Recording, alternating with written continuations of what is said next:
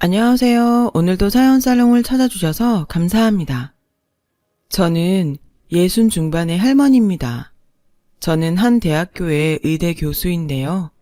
이제 내년이면 정년이 되어 은퇴를 하게 되네요. 제가 사람답게 살고 교수까지 될 수 있었던 사연을 얘기하고 싶습니다. 저는 깡시골에서 태어나서 아주 어릴 때부터 장작될 나무를 해오고 집안 허드렛 일을 도왔습니다. 저희 집은 아주 가난했고 부모님은 여자애는 공부할 필요가 없다고 하셨죠. 하지만 저는 집안일보다는 공부에 흥미가 많았어요. 몰래 학교 창문으로 들여다보며 한글을 익히고 산수 공부를 하다가 쫓겨나기도 하고 부모님한테 잡혀와서 혼쭐이 나기도 했어요. 계집애가 공부해서 뭐 할 거냐며 살림이나 잘 배우라고 하셨죠. 그런 제 삶의 변화가 오기 시작한 건 젊은 여선생님이 오시고부터였어요. 시내에 있는 유일한 중학교에 부임하신 선생님은 제가 야트막한 산기슭에서 쑥을 뜯다 말고 누가 놓고 간 책을 읽는 걸 보시고 저에게 공부를 가르치기 시작하셨어요. 순정아, 지금 당장은 이게 너한테 쓸모없는 것 같아도 언젠가 분명히 도움될 날이 올 거야. 네가 노력한 만큼 네 인생의 기회도 넓어질 거고. 그 선생님도 공부 못하게 하는 부모의 눈을 피해 열심히 공부해서 대학을 나와 선생님이 됐다고 하셨어요. 저는 그때부터 밤마다 몰래 걸어서 20분 거리에 있는 선생님 댁에 가서 국어, 산수, 도덕, 사회, 자연 이런 것들을 배웠고 열심히 공부한 덕에 중학교 과정도 배울 수 있게 됐어요. 그러다가 엄마한테 들키고 말았습니다. 선생님 댁에 가려고 막 집을 나섰을 때였죠. 엄마는 아버지한테 말하지 말라고 싹싹 비는 저를 보며 한숨을 쉬시고는 들키지 않고 끝까지 할 자신 있으면 그렇게 하고 자식이 좋아하는 거 부모도 못 시켜주는데 그걸 다 해주신다는데 어떻게 안 된다고 하겠냐. 기왕 할 거면 내 몫까지 다 하거라.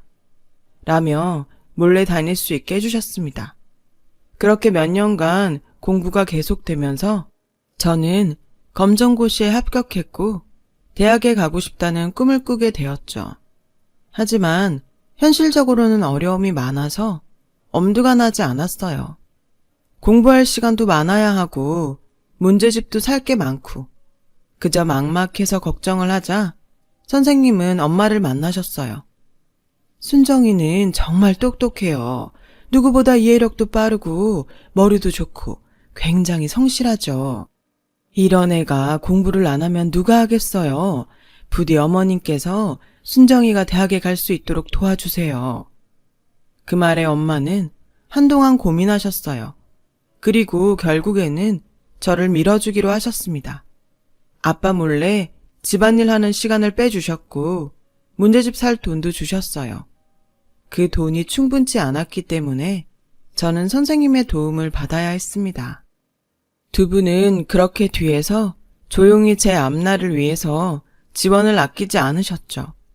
저도 그런 엄마와 선생님께 보답하고자 하루 10시간씩 공부를 했고 그러다 보니 점점 더 풀 수 있는 문제들이 많아지더라고요. 한 번은 선생님이 갖다 주신 유명 학원 모의고사 문제를 풀었는데 제가 거기서 딱 2문제만 틀렸어요. 공부 잘하는 고3들도 어려워하는 시험이라고 하셨어요. 선생님은 거봐, 너는 이렇게 할 수 있을 줄 알았어. 이게 공부에 재능이 있다는 뜻이야. 거기다 넌 아주 열심히 노력하는 힘까지 있잖아. 선생님, 제가 정말 서울에 있는 대학에 갈 수 있을까요? 이 시험 성적을 보고도 모르겠어? 넌 이미 전국 수준이라고. 라며 저를 격려하셨습니다. 저는 그 말에 힘을 얻어 더 열심히 공부할 수 있었죠. 그리고 저는 선생님 말씀대로 서울에 있는 의과대학교에 합격할 수 있었어요. 저는 너무 기뻐서 엄마와 선생님 손을 잡고 팔짝팔짝 뛰었고요. 엄마는 너무 좋아서 눈물을 훔치셨고 선생님도 진심으로 축하해 주셨어요. 하지만 문제는 아버지였는데요. 아버지는 어디 여자애가 혼자 서울에 올라가냐며 펄펄 뛰셨습니다. 그리고 쓸데없는 데에 시간을 낭비했다며 제 책들을 다 버리셨어요. 저는 너무 속상한 나머지 아버지를 원망하며 가출을 결심했죠. 오빠들은 아버지가 다 밀어줘도 못 간 대학, 나는 갔는데 왜 나보고는 안 된다고 하는 거예요? 아버지가 밀어준 것도 아닌데. 그렇게 저는 몰래 짐을 싸서 새벽에 기차역으로 갔어요. 그런데 거기에 선생님이 나와 계신 것이었어요. 순정아, 이렇게 가면 안 돼. 네가 잘못한 게 없는데 왜 집을 나가니? 나가더라도 떳떳하게 모두의 박수를 받으면서 떠나야지. 지금 네가 이렇게 무작정 서울에 가면 어디 더 받아줄 것 같아? 지금 그러지 말고 돌아가자. 안 그러면 네가 지금까지 노력한 게 다 헛수고가 되는 거야. 저는 결국 선생님과 함께 집으로 돌아오게 되었어요. 집에서는 제가 가출하라고 했던 것을 아무도 몰랐습니다. 선생님은 어떻게 하신 건지 대학교 입학금과 등록금을 마련해 오셨더라고요. 그리고 아버지께 이건 제가 순정이한테 주는 대학 합격 선물입니다. 서울에서 1등만 한다고 하는 애들도 떨어지는 의대에 합격했잖아요. 이만한 선물은 받을만 하다고 생각합니다. 순정이가 서울에서 대학을 다닐 수 있게 해주세요. 분명히 아버님께 효도하는 딸 될 겁니다. 선생님의 몇 번이고 되풀이한 간곡한 설득 덕에 결국 아버지는 저를 서울로 보내기로 하셨어요. 저는 선생님께 이 은혜를 어떻게 다 갚아요. 정말 감사합니다, 선생님. 하며 펑펑 울자 선생님은 네가 열심히 하면 되는 거야. 그리고 훌륭한 의사가 돼서 갚으면 돼.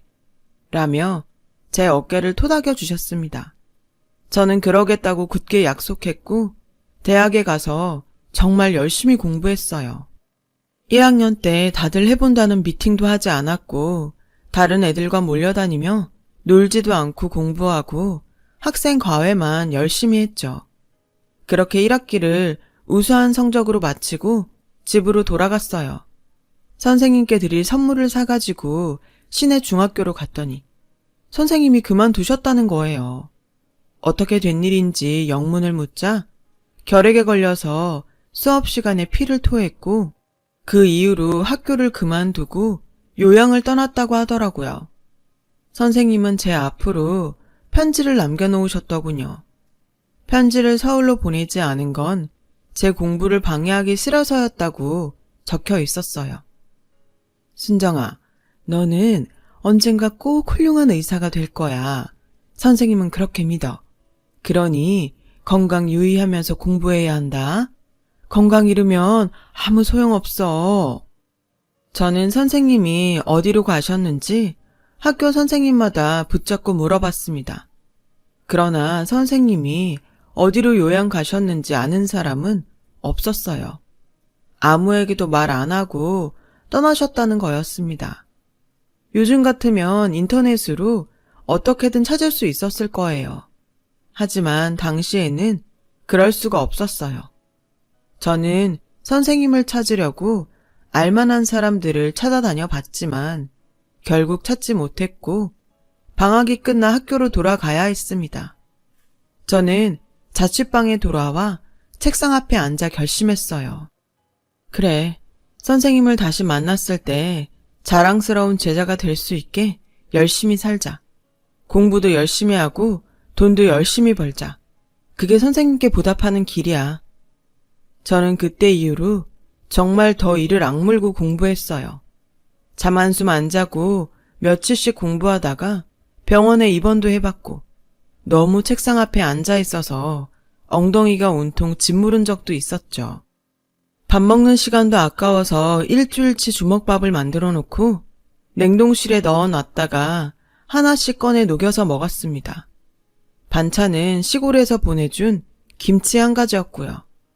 어려운 의학 용어들은 다양한 연상법을 이용해 달달 외우고 또 외웠어요. 화장실 거울 옆에도 외워야 할 단어들을 잔뜩 써놓고 이빨을 닦으면서도 외우고 또 외웠습니다. 그렇게 열심히 한 덕택에 저는 인턴 후 봤던 시험도 레지던트 4년 후 봤던 내과 전문의 시험도 모두 한 번에 합격하게 되었어요. 시험에 합격할 때마다 선생님을 떠올리고 마음속으로 감사하다고 인사했죠. 그리고 좋은 기회가 있어서 미국으로 연수도 다녀오게 되었습니다. 그 이후 저는 대학병원에서 계속 일을 하다가 순환기 내과 교수가 되었죠. 그날은 정말 선생님이 많이 보고 싶었어요. 속으로 살아 계시면 언젠가 꼭 만날 수 있게 해달라고 기원하는 날도 많았고요. 그러고 보면 선생님은 늘 제 마음 한쪽에 계셨어요. 저는 선생님을 잊은 적이 없었고 선생님을 대한다고 생각하고 환자를 진료했어요. 그리고 또 새로운 의학 논문들을 읽고 연구 자료도 수없이 검토했습니다. 그랬더니 어느새 환자들이 제일 신뢰하는 의사로 저를 꼽게 되었고 저는 그런 말을 들을 때마다 속으로 이게 다 선생님 덕분이에요 라고 말씀드렸어요. 그 사이 저는 결혼을 해서 딸을 하나 두었어요. 딸을 낳은 날에는 돌아가신 부모님 생각도 많이 났지만 선생님이 만약 보셨다면 참 기뻐하셨겠지 그런 생각을 했죠. 선생님을 떠올리며 딸 이름을 선생님과 같은 선희라고 지었습니다.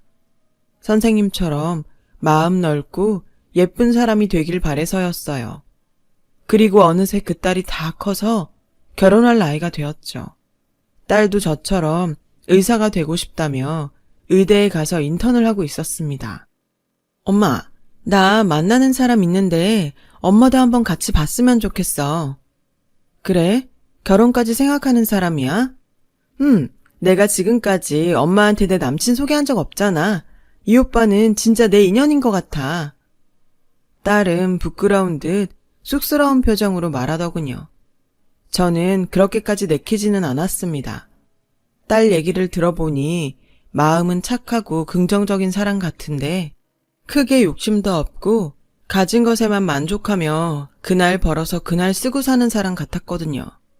저는 제 사위는 좀 더 야망이 크고 미래를 위해 투자하는 인물이길 바랐는데 완전 정반대 타입인 것 같아서 만나기도 전에 씁쓸했죠. 하지만 딸은 그걸 참 좋게 본 것 같았어요. 딸이 그렇게 좋아하는데 제가 보지도 않고 싫다고 할 수 없어서 저는 일단 그 청년을 만나보겠다고 약속했습니다. 사위는 고등학교 교사였고 아주 선한 인상을 하고 있었어요. 교사 사위라니 부족함 없다고들 하시겠지만 전 욕심이 많았나 봅니다. 그래, 평생 고등학교에서 아이들만 가르칠 생각인가? 대학원에 가서 박사를 하고 유학 갈 계획은 없고? 라고 하자 사위는 네, 저는 많은 가능성을 갖고 있는 아이들에게 뭐든 마음먹으면 할 수 있다고 가르치는 사람으로 남고 싶습니다. 제가 이런 데에는 저희 큰어머니 영향이 큽니다. 아프셔서 2번 교직을 쉬셨지만 큰어머니가 용기를 줘서 어려운 환경에서도 공부를 해서 자기 인생을 개척한 사람들이 많거든요. 그런 분들이 큰어머니한테 인사를 하러 올 때면 큰어머니가 자랑스럽고 저도 그렇게 되고 싶다는 생각을 많이 했습니다. 생각이 굉장히 바른 청년 같았습니다. 정말 보기 드문 사람인 것 같네. 하지만 그러기에는 현실이 만만치만은 않을 텐데 자네가 그러는 걸 부모님은 어떻게 생각하시나? 라고 물었고 사위는 부모님도 처음에는 제가 외국 유학도 다녀오고 더 좋은 직장 갖기를 바라셨지만 요즘처럼 교사 되기 힘든 때에 당당히 고등학교 교사로 일하는 것도 감사하다고 하셨어요.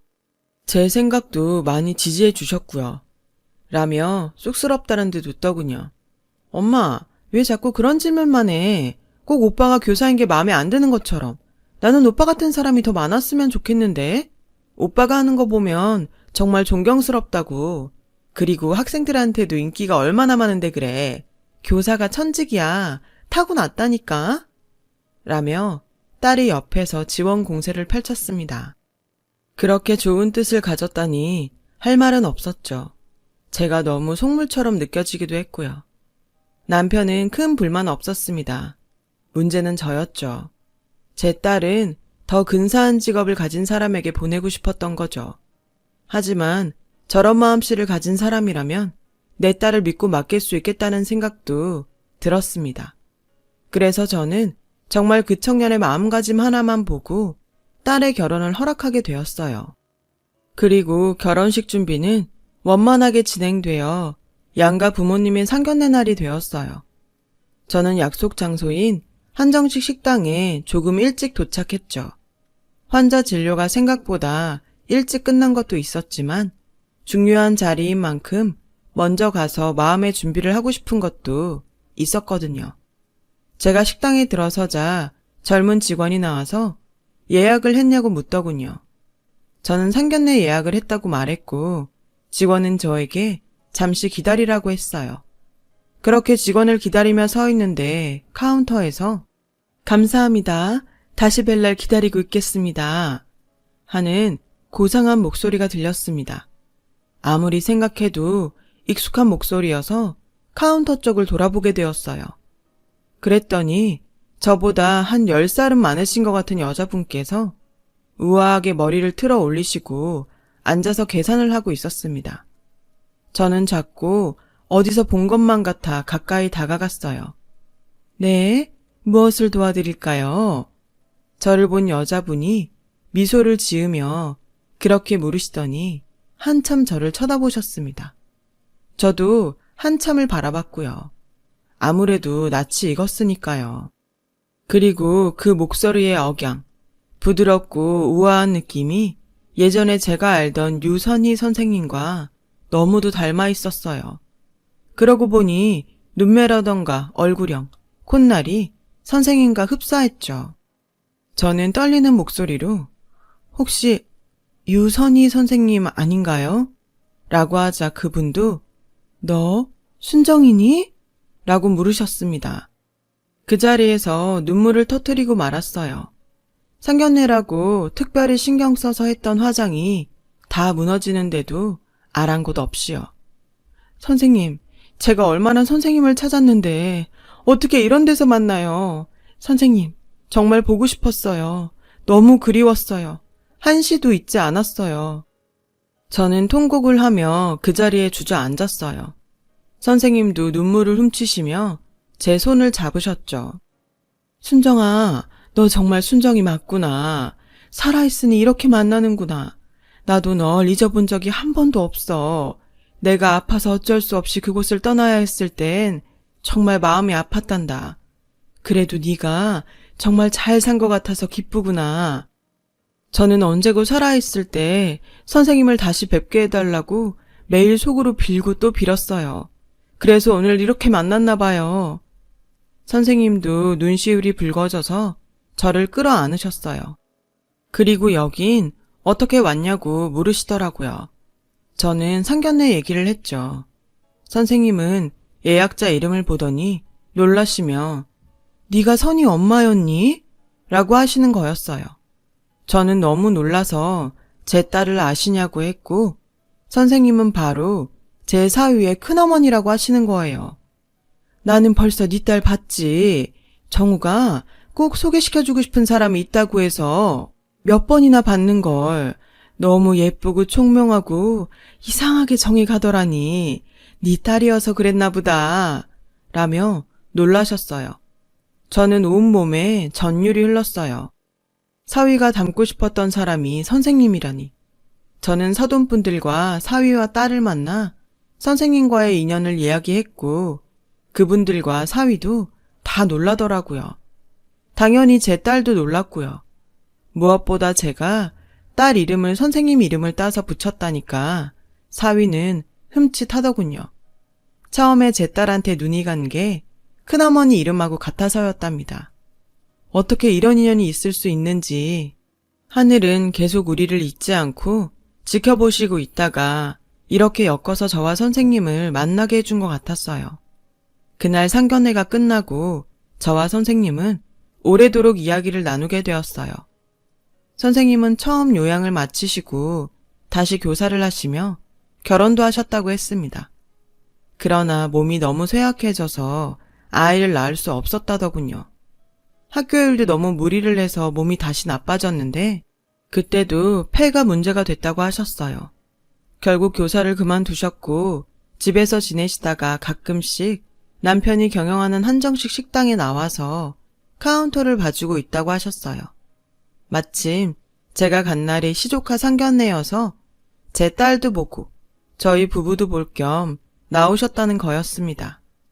선생님은 제가 순환기 뇌과 교수라고 하자 그렇게 될 줄 알았다며 저는 꼭 해낼 줄 알았다고 자기 일처럼 기뻐하셨죠. 저는 선생님 손을 꼭 잡고 그래서 이제 몸은 좀 괜찮아지셨어요? 많이 마르신 것 같은데 불편하신 데는 없으시고요? 라고 물었더니 다시 몸이 안 좋아진 것 같아서 병원에 예약을 했는데 그 의사가 워낙 그 계통의 유명한 교수라 그런지 2달도 넘게 기다려야 된다고 하시더라고요. 저는 그 말을 듣고 돌아와서 호흡기 쪽에 내놓으라 하는 교수들에게 전화를 싹 돌렸어요. 그리고 대학병원 내에 인맥을 총동원해서 선생님이 VIP 병실에 입원할 수 있게 했죠. 난 일반 병실도 괜찮은데 이런 데는 어색해. 선생님, 이거 제가 은혜 갚는 거라고 했잖아요. 제가 선생님께 보답할 수 있게 해주세요. 선생님은 웃으시면서 알겠다고 하시더라고요. 검사 결과 선생님의 폐에서 종양이 발견되었고 암의 소견이 나왔어요. 선생님은 몸이 많이 약하셔서 수술에 대한 부담이 있었는데 워낙 초기였고 표적 항암 약물 치료가 가능할 것으로 보며 바로 제가 주치의가 돼서 치료에 들어갔습니다. 선생님은 우시면서 내가 순정이 덕분에 살게 됐구나. 고맙다. 라며 계속 제게 고개를 숙이셨어요. 저는 그러지 마시라면서 꼭 건강하게 만들어드리겠다고 약속했죠. 선생님의 항암 치료가 시작됐고 아이들의 결혼식 날짜도 잡았습니다. 저는 해외 최신 논문들은 전부 찾아보고 미국 유명한 대학병원에서 임상 진행 중인 효과 좋은 신약이 있는지 계속 알아보며 바쁜 날들을 보냈어요. 제가 있는 대학에서 연구 중인 치료제도 알아보았죠. 어떻게 해서든지 암의 전이도 막아내고 완전히 뿌리 뽑고 싶었어요. 선생님은 그런 절 보며 이런 좋은 의사를 만날 줄 몰랐다고 좋아하셨고요. 저도 너무 기뻤습니다. 제가 공부한 것으로 선생님을 도울 수 있게 되었으니까요. 힘들게 공부했던 날들에 대한 후회가 정말 눈꼽만큼도 없었어요. 부모님만큼이나 제 인생에 큰 영향을 주신 선생님을 치료해드릴 수 있으니까요. 그리고 시간이 흘러 아이들 결혼식 날이 되었어요. 선생님도 그동안의 치료로 많이 좋아지셔서 곱게 한복을 입고 결혼식장에 오셨어요. 사위는 저를 보더니 한박 웃음을 지으며 90도로 인사를 하더군요. 저는 가까이 가서 사위 손을 잡았습니다. 내가 자네를 못 알아보고 이런저런 실례를 많이 했지? 미안하네. 내가 어느새 울챙일적을 잊어버리고 나 혼자 잘된 것처럼 살고 있었나 보네.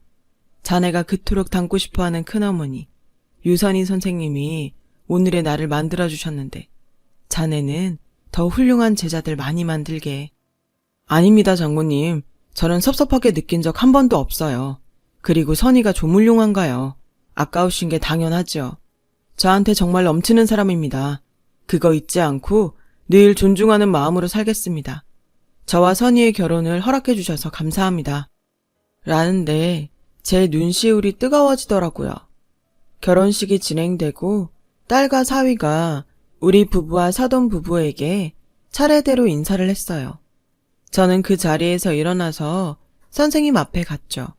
그리고 선생님께 큰 절을 올렸습니다. 선생님, 시골에서 나물이나 캐고 땔감이나 주워둔 저를 오직 책 좋아한다는 이유로 공부시켜주시고 문제집도 사주시고 대학 첫 등록금까지 마련해 주셨습니다. 그런 선생님이 제 사돈 큰 어른이 되어주셔서 정말 너무 영광입니다. 제 딸도 사위도 잘 부탁드립니다, 선생님.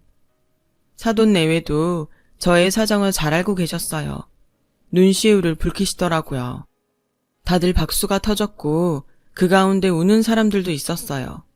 제 딸과 사위도 눈물을 흘렸죠. 안사돈은 제게 다가와 저를 안아주더군요.